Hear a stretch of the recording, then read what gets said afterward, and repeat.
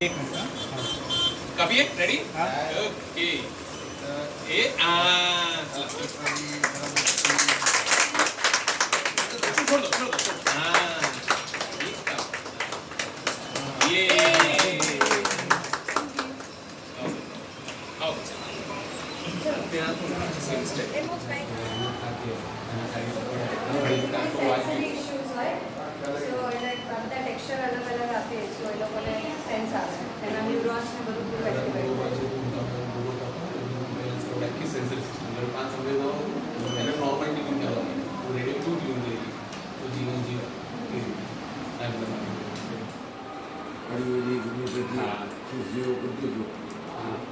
વિશ્વાસની સેટ કરે ને એ મને કોન્ટેક્ટમાં હોય છે એટલે મેસેજ વિશ્વાસ બધું જોવે છે પેથોલોજીનું ફિઝિયોથેરાપી એ જોવે છે એટલે અમારા લોકો મેસેજથી બી વાત થતી હોય નીતાબેન વ્યાસ કરે ને હા યસ એ ફિઝિયોથેરાપી અંગન કે શું નામ આપણે અર્પણ અંગન કે ફિઝિયોથેરાપી છે યજ્ઞાબેન ભાઈ કંગન કે એવું નામ છે તો એમના અંડર વીસ પહેલા હશે તો નીતાબેન ને નહીં ફિઝિયો પોતાનું બી સેન્ટર છે અચ્છા આવું પણ નામ છે એ આરકે ના સાથે સંકળાયેલા છે ઇન્ટરનેટ જોઈન થાય અમારે બરાબર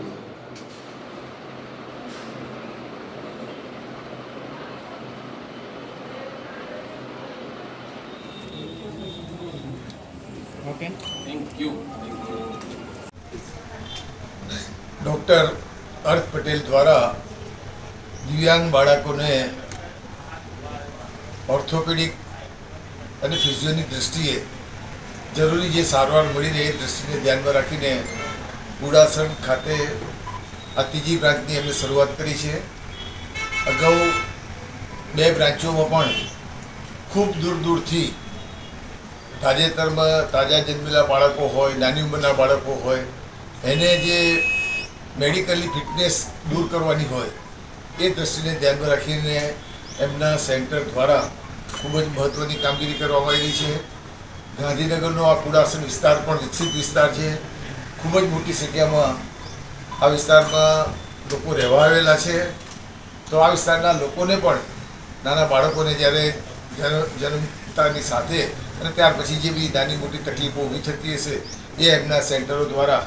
અને અર્ધવયના માર્ગદર્શન હેઠળ એમને જરૂરી સારવાર મળી રહેશે તેવી આપણે અપેક્ષા રાખીએ છીએ. आयुष्मान कार्ड के एनाથી કોઈ લાભ કે બાળકો સરકારના નીતિ નિયમો પ્રમાણે ગુજરાત જ એક રાજ્ય એવું છે કે આયુષ્યમાન કાર્ડમાં ભારત સરકાર તરફથી 5 લાખ રૂપિયા અને રાજ્ય સરકાર તરફથી 5 લાખ રૂપિયા એમ 10 લાખ રૂપિયા એ ગરીબ અને મધ્યમ વર્ગના પરિવારને સારવાર માટે મળે છે. જેમ જેમ સમય જતો જાય છે એમ જેટલી સારવારો આયુષ્યમાન કાર્ડમાં ઉમેરવામાં નથી આવી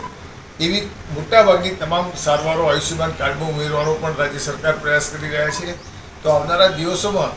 નરેન્દ્રભાઈ મોદી અને ભૂપેન્દ્રભાઈ પટેલની સરકાર દ્વારા વધુને વધુ જરૂરિયાતમંદ લોકોને આરોગ્યની સુવિધા મળી રહે એ દ્રષ્ટિને ધ્યાનમાં રાખીને ભારતીય જનતા પાર્ટીની સરકાર કામ કરી રહી છે.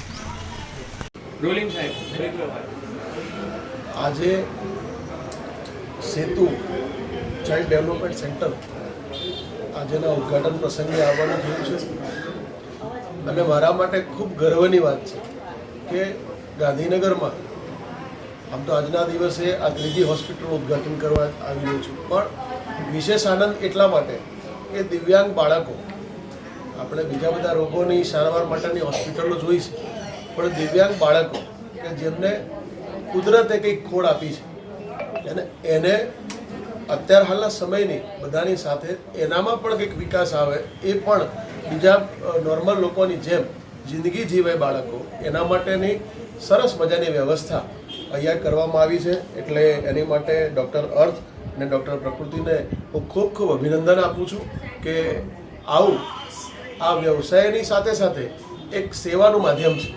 અને સાચા અર્થમાં આ દિવ્યાંગ બાળકો માટે કંઈક કરવાની ભાવના એ જ સાચી સેવા છે. એટલે આ બંને ડૉક્ટરોને હું ફરીથી ખૂબ ખૂબ અભિનંદન આપું છું અને ખૂબ ખૂબ શુભકામનાઓ આપું છું કે આવીને આવી સેવા મને જણાવતા આનંદ થયો. હમણાં મેં જાણ્યું કે આ ત્રીજી બ્રાન્ચ છે ને, આજે ત્રીજી બ્રાન્ચ છે, એટલે કેટલાય બાળકોના મા બાપના આશીર્વાદ તમારી સાથે છે, ત્યારે આપ જીવનમાં ખૂબ પ્રગતિ કરો અને આવી ને આવી સેવા આપ કરતા રહો એવી આપને સૌને શુભકામનાઓ.